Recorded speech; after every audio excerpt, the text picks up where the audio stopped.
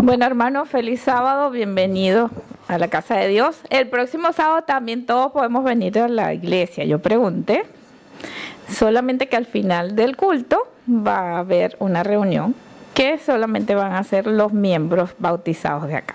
Lo van a tener solamente, pero todos estamos invitados. Yo digo, pues no voy a poder venir el próximo sábado, pero sí vamos a venir. Bueno, hoy vamos a tener un tema muy antiguo, sencillo. El mensaje de hoy es muy sencillo, pero no porque es muy sencillo, no es algo que hay que ponerle atención. Porque Dios deja el mensaje siempre, el mensaje de Dios siempre es nuestra salvación. Y este mensaje es también muy crucial para nuestra salvación. Vamos a leer otra vez la lectura bíblica en Éxodo 20:17. Dice, ¿qué mandamiento es ese? El número 10, el último de la ley de Dios. Dice, no codiciarás la casa de tu prójimo, no codiciarás la mujer de tu prójimo, ni su siervo, ni su criada, ni su buey, ni su asno, ni cosa alguna de tu prójimo. Nosotros, como Dios ha dicho en Deuteronomio que nosotros tenemos que decirse la ley de Dios a los hijos al levantarte, al acostarte, cuando vayas por el camino, que lo pongas en la columna, en el dintel, en todos lados. Entonces yo le estaba diciendo a Helen, bueno, vamos a aprender los 10 mandamientos. Cuando tú tienes los 10 mandamientos aquí, tú vas a hacer algo y tienes alguna duda, tú repasas todos los 10 mandamientos. No fallo en ninguno, va bien. Esto va con Dios. Si falla en algo, pues ya no está de acuerdo al Señor. Y entonces decidimos aprenderlos uno diario. Entonces ya llegamos por el 10º mandamiento y yo digo, pues, no hay problema, no codiciarás. Ese día que nos los aprendimos, pues nos lo aprendimos en la noche porque hacemos el culto en la noche juntas. Y yo esa semana sí la pasé mal. Porque resulta que yo codicio. Entonces Dios me mostró que yo era una codiciosa. Porque cuando uno tiene esa falta, oye, no tengo esto, no tengo lo otro, estoy codiciando cosas. Y entonces le pedí perdón a Dios y digo, ya, ayúdame. La codicia viene ¿de quién? Del padre satánico, ¿verdad? Él fue el primer codicioso. ¿Qué codició Satanás? Vamos a ver Isaías 14, del 12 al 15. Vamos a ver qué dice la palabra de Dios en Isaías 14. Habla ahí de un ángel especial que está hablando de Satanás. Isaías 14, del 12 al 15.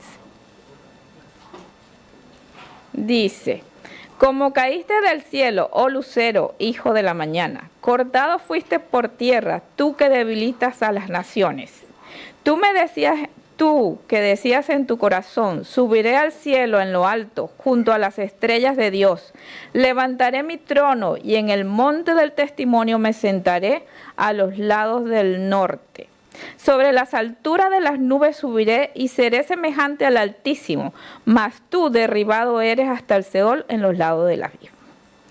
O sea, ¿qué es lo que dijo Satanás? Que yo subiré hasta las alturas y seré semejante al Altísimo. ¿Quería ser semejante a quién?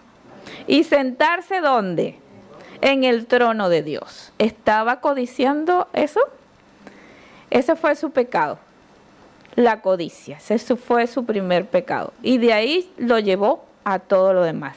Dice, para Dios la codicia es igual a decir idolatría. Porque una vez que tú codicias, te olvidas de Dios. Y eso que tú anhelas es tu Dios. Para Dios, el pecado de la codicia lo toma como idolatría. Porque la codicia es una combinación de ambición y poder. Puede ser de riqueza, de estatus, pero es ese deseo. Pero hay que entenderlo, ¿no? Porque Dios nos manda también a ser cabeza y no cola. Entonces, ¿cómo entenderlo, no?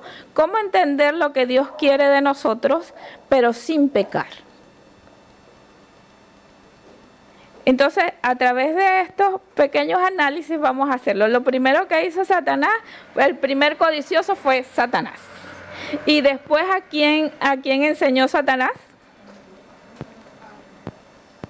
Bueno, a los ángeles lo puso en rebeldía también, exactamente. Pero en la tierra, fíjense, en el libro de la redención, que yo me puse a leerlo, la primera parte, el primer capítulo, dice que en el cielo Dios convocó una reunión y dijo que Jesús iba a hacer su mano derecha, lo que van a construir el mundo. Y saben que Satanás era el lucero de la mañana, era el principal allí, y a él no le habían dicho nada.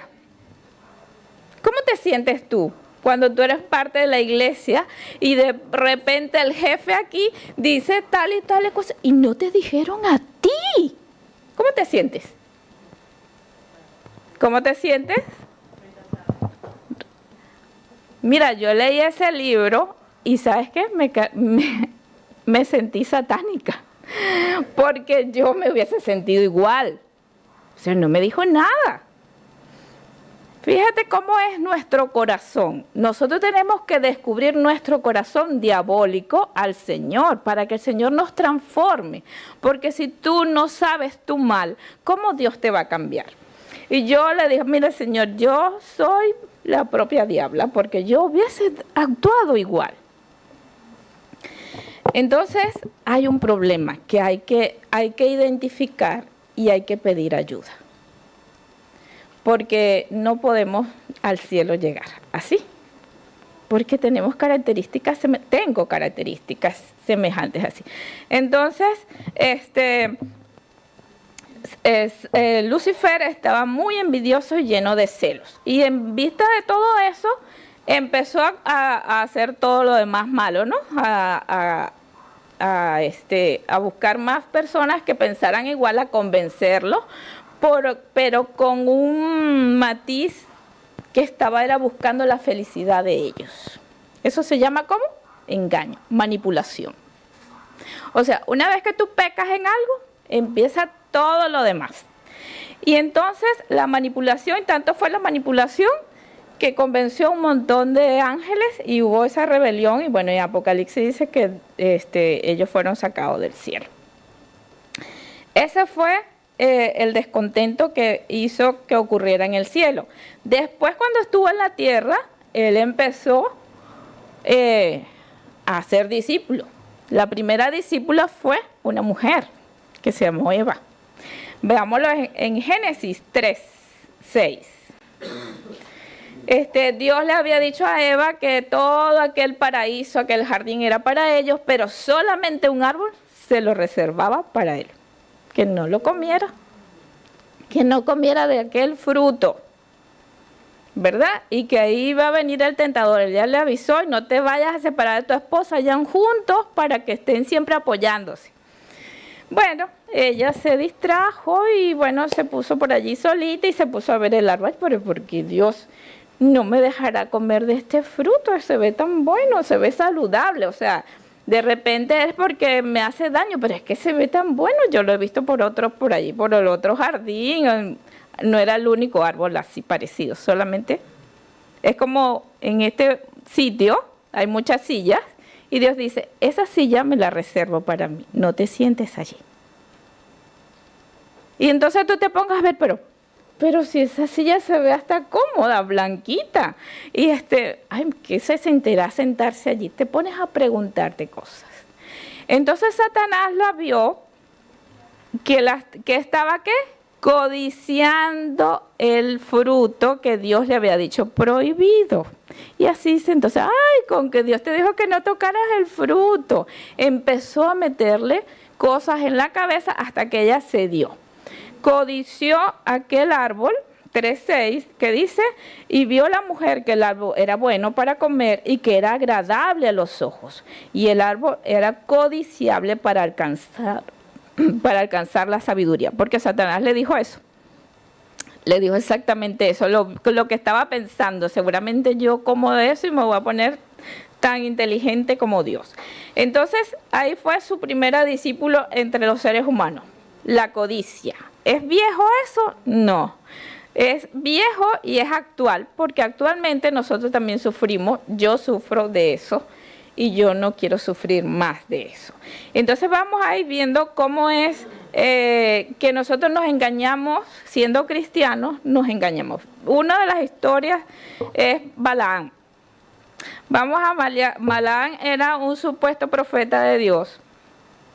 Ese está en Números, creo.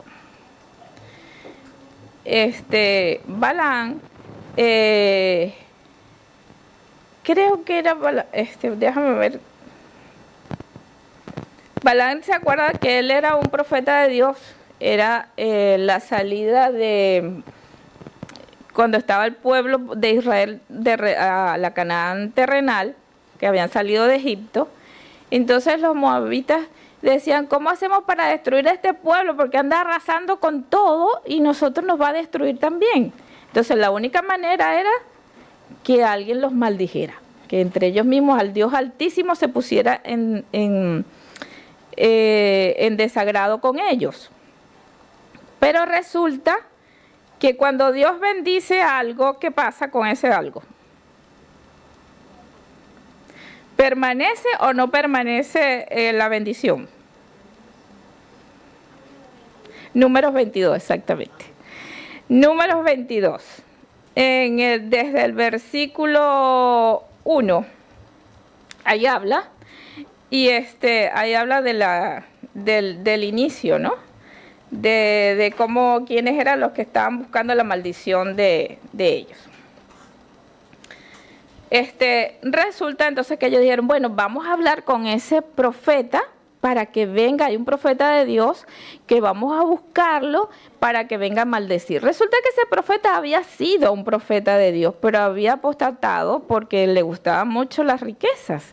Entonces, como ellos sabían que le gustaban las riquezas, entonces le mandaron los principales sacerdotes para que hablaran con él, y cuando una persona va a hablar con otra persona de aquel tiempo, se presentaba ¿con qué? Con un presente, no iba con las manos vacías, y mucho más si le vas a pedir un favor. Entonces él dice, se fueron los ancianos de Moab en el 7 y los ancianos de Madián con las dádivas de adivinación en su mano, y llegaron a Balaam y le dijeron las palabras del rey Balac. Él les dijo, reposad aquí esta noche y yo os daré respuesta según Jehová me hablare. Así los príncipes de Moab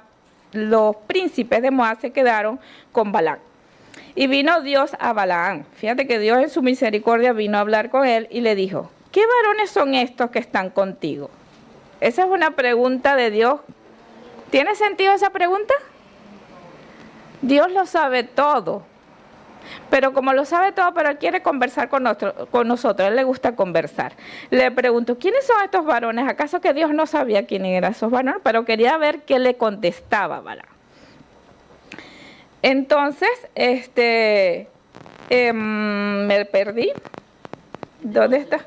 Y vino Dios a Balaam. Y Balaam respondió a Dios, Balac, hijo de Zippor, rey de Moab, ha enviado a decirme, he aquí este pueblo que ha salido de Egipto cubre la faz de la tierra.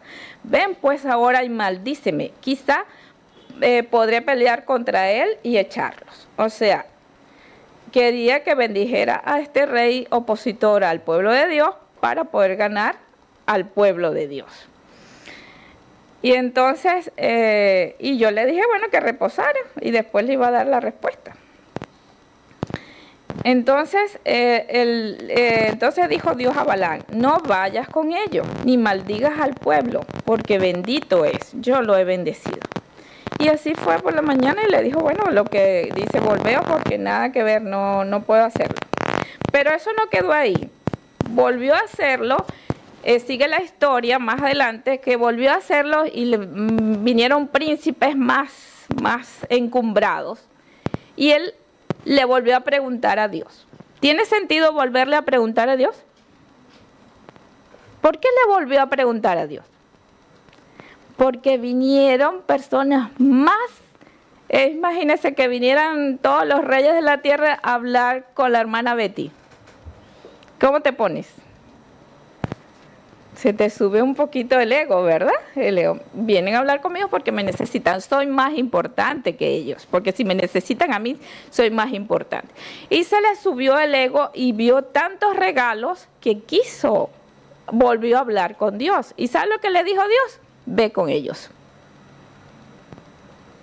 Porque Dios se contradice. No se estaba contradiciendo, él le estaba redundando en algo que ya Dios le había contestado. Y sencillamente, ve y haz como quieres tú, le estaba diciendo Dios. Y entonces se habían ido los reyes y se fue en un asno. Y el asno terminó hablando con él. ¿Se acuerdan con eso? ¿Se acuerdan de eso?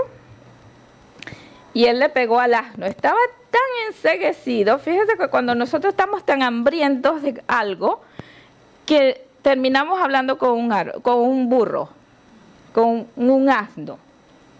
¿Tú te imaginas que te empiece a hablar el perro? O sea, y que tú le contestes al perro. Entonces él estaba porque enceguecido con la ambición del dinero, que iba a perder el negocio, porque ya se habían ido los reyes y él estaba corriendo atrás de decirle que sí iba a hacer.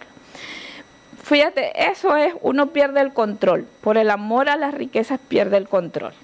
Y hace cosas increíbles. Y como Dios le mostró a través del asno, que estaba en un terreno peligroso, porque estaba con un ángel. Cuando le abrió los ojos, vio un ángel con espada para matarlo, que el asno lo salvó, porque estaba haciendo lo correcto. ¿Lo iba a matar?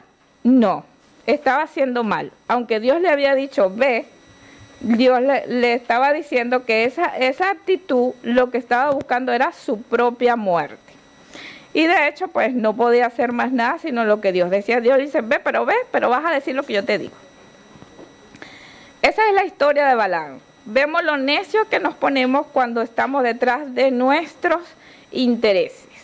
Uno de los temas más interesantes, hay otros muchos de codicia. Por ejemplo, el amiguito de Eliseo codició lo que venía de este hombre de militar que había sido sanado de lepra, y Naamán. ¿Y qué pasó cuando adquirió todas esas riquezas, todo ese oro y todos esos vestidos? Le vino la lepra a él. O sea, la codicia, póngase a ver, ¿obtuvo riqueza? Sí, obtuvo riqueza. El que codició cuando Jericó fue tomado, que agarró el manto y los lingotes de oro, ¿qué le pasó a él y a su familia? ¿Qué le pasó? Lo apedreó y se acabó debajo de un poco de piedra, es decir, toda su familia y él, y todo su manto y su cosa, ¿no? Entonces, ¿cómo entendemos que Dios quiere que seamos cabeza y no cola y no codiciemos? Eso es una cosa difícil de entender, porque el dinero es muy atractivo, y el poder también, y el estatus me encanta. Entonces, esas cosas son las que tenemos que entender de Dios, porque nosotros somos hijos de Dios y Dios no se contradice, pero hay que entender de la manera que nos las quiere decir el Señor. Entonces, el diablo nos dice que los cristianos tenemos que ser muy sencillos, aceptar todo. Eso es diabólico, eso no es bíblico. Entonces, el diablo nos tiene así, ¿ves? O nos pone abajo o nos pone ambiciosos, igualitos vamos para el lugar equivocado. Otro caso fue el de Judas. Estuvo con Jesús, al lado de Jesús. Nosotros podemos estar al lado de Jesús. Vamos a leer un texto y vamos a ponernos en el lado de Judas, a ver si vamos a sentir lo mismo que Judas o no. ¿Estamos? Eso entre usted y Dios, nada más. Vamos a leer Juan 12, del 1 al 7. Juan 12. No se ponga a juzgar a Judas, póngase como Judas. En la situación había una fiesta de agradecimiento a Jesús, el maestro, que usted también anda con el maestro y el maestro le puso a usted de tesorero. Usted es el más inteligente de todos los discípulos, el más educado, por era él. Entonces usted ve esta situación, que la mujer esta que era una mujer que tenía un mal recorrido en la vida, se aparece allí. Dice el 12:1. 6 días antes de la Pascua vino Jesús a Betania, donde estaba Lázaro, el que había estado muerto y a quien había resucitado de los muertos. Y le hicieron allí una cena. Marta servía y Lázaro era uno de los que estaban sentados a la mesa con él. Entonces María tomó 1 libra de perfume de nardo puro de mucho precio. Esto equivalía al sueldo de 1 año de trabajo. Si es 1.100 euros, ponte, o 1.200, aquí el sueldo base, 1.200 por 12, son como más de 12.000 euros, ¿verdad? Costaba un tarrito. Son Judas cada uno de nosotros, somos Judas. Entonces póngale 15.000 euros. Redondeando en 15.000 euros, un tarrito de perfume de mucho precio, y ungió los pies y se lo derramó todo a los pies de Jesús. 12.000 euros. Y lo enjugó con sus cabellos. Y la casa, pues todo eso era un perfume exquisito, porque todo el mundo se dio cuenta porque empezó a oler. Y dijo uno de sus discípulos, Judas Iscariote, hijo de Simón, el que le había de entregar: ¿por qué no fue este perfume vendido por 300 denarios y dado a los pobres? O sea, ¿por qué no venderlo barato, aunque sea? Y ese dinero sirve para más. ¿Correcto el argumento o no? ¿Es correcto? Seamos sinceros. ¿Es correcto? Es correcto. Mire, vendámoslo barato y ganamos para darle comida a los pobres. Y viene y lo derraman en el piso. ¿Qué cosa, no? Entonces yo me parezco a Judas. ¿Y qué le pasó a Judas? Ni siquiera lo mataron, se mató él mismo, acabó con su vida. O sea que nosotros estamos en un peligro, ¿ves? ¿Ves que cuando no comprendemos bien al Señor, por eso Dios dice, alabes el que se ha de alabar, en conocerme a mí? Tenemos que conocer a Dios porque a veces cometemos errores por no entender correctamente lo que Dios nos está pidiendo y de qué manera hacerlo. Y entonces vemos que Judas tuvo un argumento, pero el asunto es ¿a quién le estaba derramando el perfume? ¿A quién? A Jesús. ¿Y quién es Jesús? ¿Quién es Jesús? El creador del universo. ¿Qué era eso para Jesús? Nada. Jesús, ¿con cuánto dio de comer a 5.000 personas, y sin contar niños y mujeres? ¿Con cuánto le dio de comer? ¿Con 15.000 euros? ¿Con cuánto? ¿Con cuánto? Eran 3 peces, creo. 2 o 3. Los maestros, los niños saben. ¿Cuánto? 2 peces. Bueno, me parece que son 3, son 2. Bueno, con eso dio de comer a 5.000 personas. ¿Usted cree que con 15.000 euros pudieran dar de comer? Y quedaron llenos, tan llenos que sobró. Y tenían toda la tarde, todo el día escuchando, no habían comido desayuno ni almuerzo y merendaron ahí. A la hora de la merienda fue que comieron antes que atardeciera. Entonces, esos 15.000 euros que se derramaron sobre Jesús no era nada para lo que Dios, para el ser que estaba allí. Era el mismo Dios, el mismo Creador, el Rey de Reyes, el que iba a morir por cada uno de ellos por su vida, el que te salvó la vida. Si a ti te salvan la vida o te salvan la vida de tu hijo, ¿tú no le darías todo? ¿No se lo darías? Judas no entendió quién era Jesús, por eso no entendió la magnitud. Ella sí lo comprendió, fue la única que lo comprendió porque ella le había perdonado su pecado y le había ayudado a sacar todos esos demonios, toda esa necesidad de hombres que ella tenía, se lo había quitado Jesús. Entonces ella estaba agradecida y le dio todo. Eso es lo que Dios quiere, que le demos todo. Las 4 lochas que a nosotros nos gusta tanto, eso no es nada. Pero vamos a ir poco a poco. Ya vimos que Judas no entendió. Por eso el razonamiento lógico no era lógico, porque el personaje que estaba allí no era cualquier personaje. Era el dador de la vida. Otra de las cosas que vemos, que nosotros tenemos que ver, por ejemplo, en la escuela sabática, que Pablo estaba en la cárcel y él estaba preocupado por cada uno de las iglesias, escribiéndole mensajes de amor y todo. ¿Por qué? Porque él se dio cuenta que lo más importante era el amor. Su caso estaba en manos de Dios. Él no podía hacer nada por salir de la cárcel. Pero Dios le había dicho que predicara y empezó a predicar a través de los escritos, que hasta hoy predica, porque lo tenemos en la Biblia. Pero hubo un momento, pero hay un caso donde nosotros vamos a leerlo para poder entenderlo, ¿no? ¿Qué es lo importante realmente? En Éxodo 33, 17, dice: y Jehová dijo a Moisés: también haré esto que has dicho, por cuanto has hallado gracia a mis ojos y te he conocido por tu nombre. Y entonces le dijo: te ruego que me muestres tu gloria. Eso se lo dijo Moisés. Y le respondió: yo haré pasar todo mi bien delante de tu rostro y proclamaré el nombre de Jehová delante de ti y tendré misericordia del que tendré misericordia y seré clemente con el clemente. Dijo más: no podrás ver mi rostro porque no me verá hombre y vivirá. Eso fue en el 33. Después en el 34, después Dios le dice que haga las tablas y todo esto.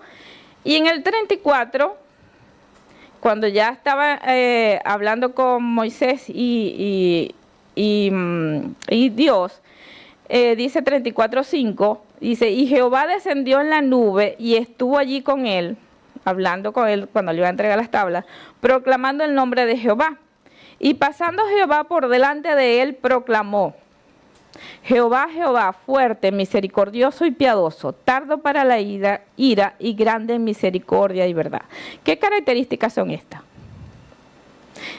Moisés le dijo que le mostrara su gloria y él le dijo: no me vas a ver porque no vas a poder vivir si me ves. Pero después le muestra y él dice: Jehová, Jehová, fuerte, misericordioso y piadoso, tardo para la ira y grande en misericordia y verdad. ¿Qué le mostró Dios? ¿Qué le está mostrando Dios a Moisés allí? ¿Qué características son esas? ¿De qué? ¿De su figura? ¿De qué características son esas? ¿De una figura humana? ¿O de una figura? No, son características del carácter. Lo que Dios, la gloria de Dios es su carácter. ¿Entiende? Eso es lo más importante. ¿Qué es lo único que vamos a llevar al cielo? Dios dice: vengo a buscar una iglesia semejante a mí, no en físico, sino en carácter. Entonces lo más importante, por eso yo le estaba diciendo, yo le dije a Dios: Señor, ayúdame a mejorar mis relaciones humanas. Mire, esa semana hasta me escribieron para insultarme. Pero me la pasé yo: oye, ya esto no es normal. O sea, en el trabajo una la agarra conmigo, la otra también. ¿Qué es esto? Y me escriben para insultarme. Entonces, es que yo le acababa de decir a Dios que me ayudara. Entonces, ¿qué pasa? ¿Qué haces tú para ayudar a alguien? Ponerlo a practicar. Si usted va a aprender a manejar auto, ¿verdad que le da un auto? Agarra aquí, ponte aquí, así. Entonces, Dios me estaba dando relaciones difíciles para que yo pudiera desarrollarme. Y gracias a Dios estoy aprendiendo, porque ahora es paz y amor.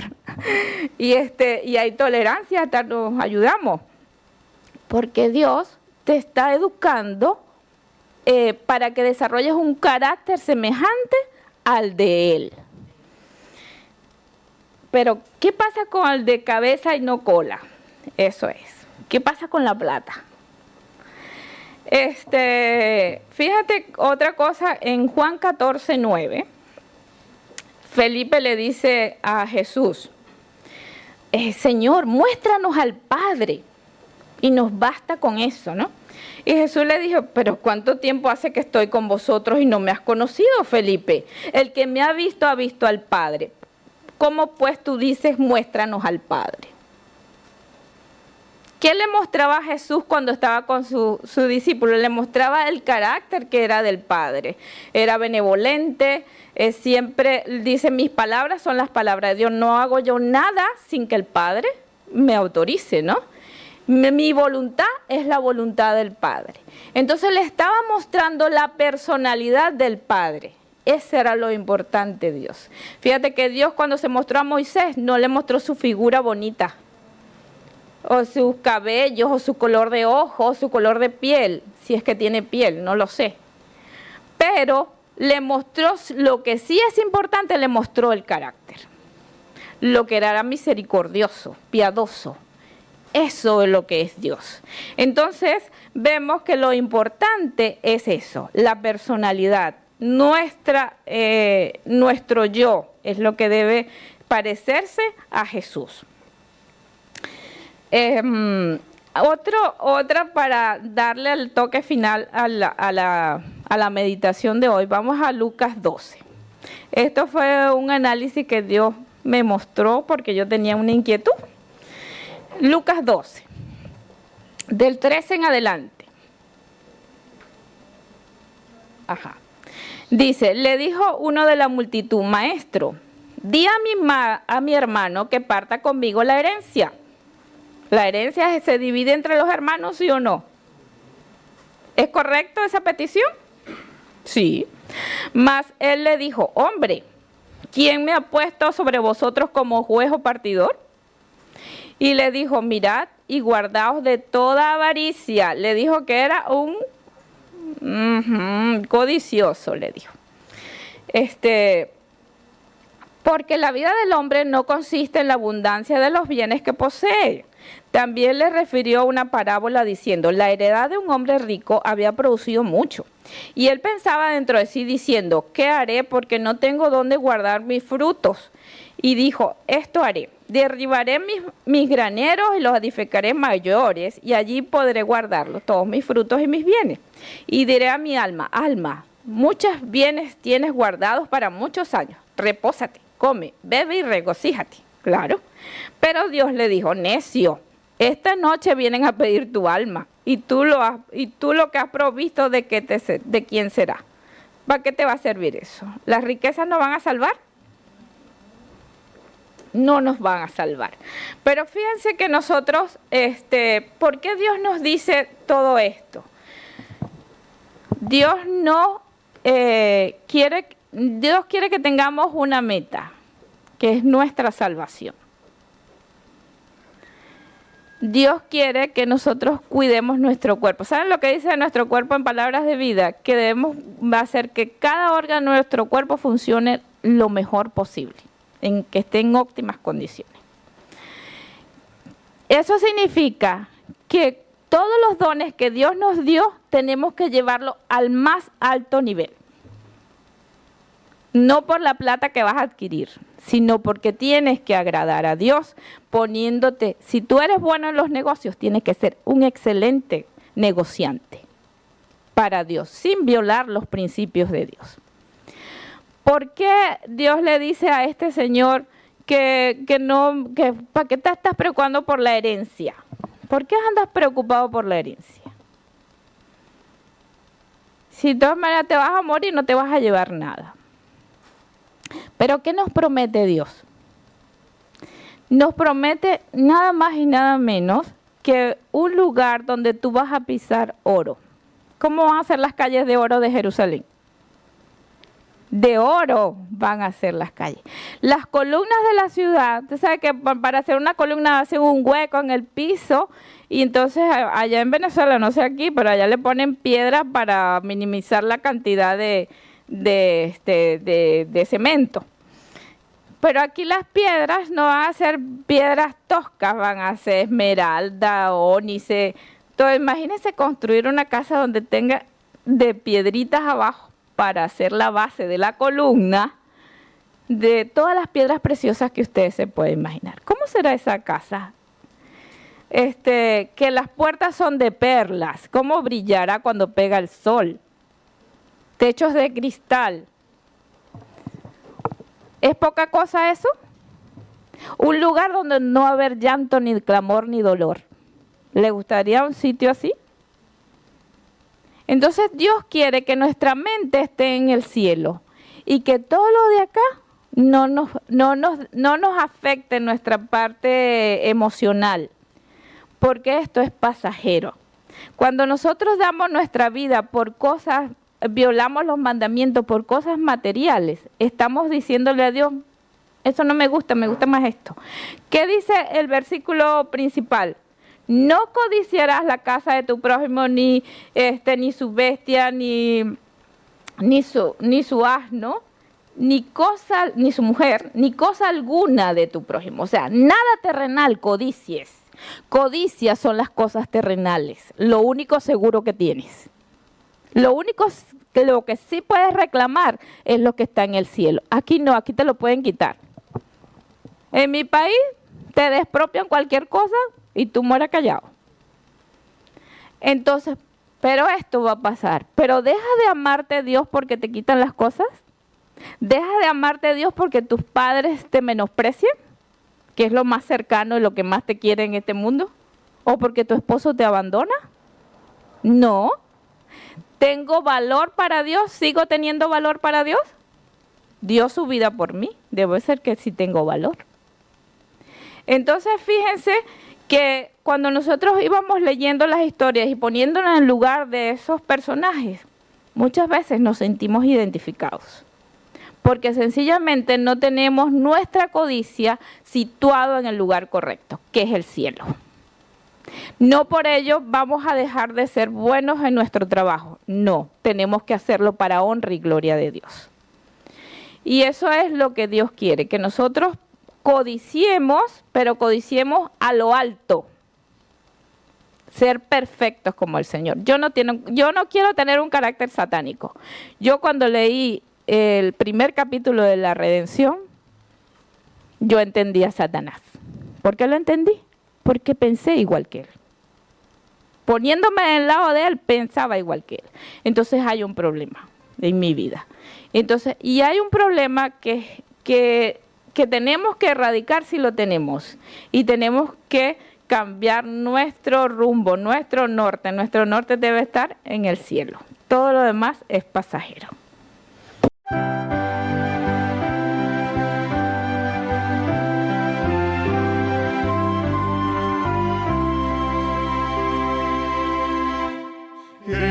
Jerusalén, amado hogar, anhelo en ti morar, tus calles de oro recorrer, lucientes como el sol, tu río cristalino ver, hermoso sin igual, y en sus verdes márgenes tranquilo reposar. Jerusalén, Jerusalén, Jerusalén, mi amado hogar, oh cuando te veré. Jerusalén, mi amado hogar, en ti no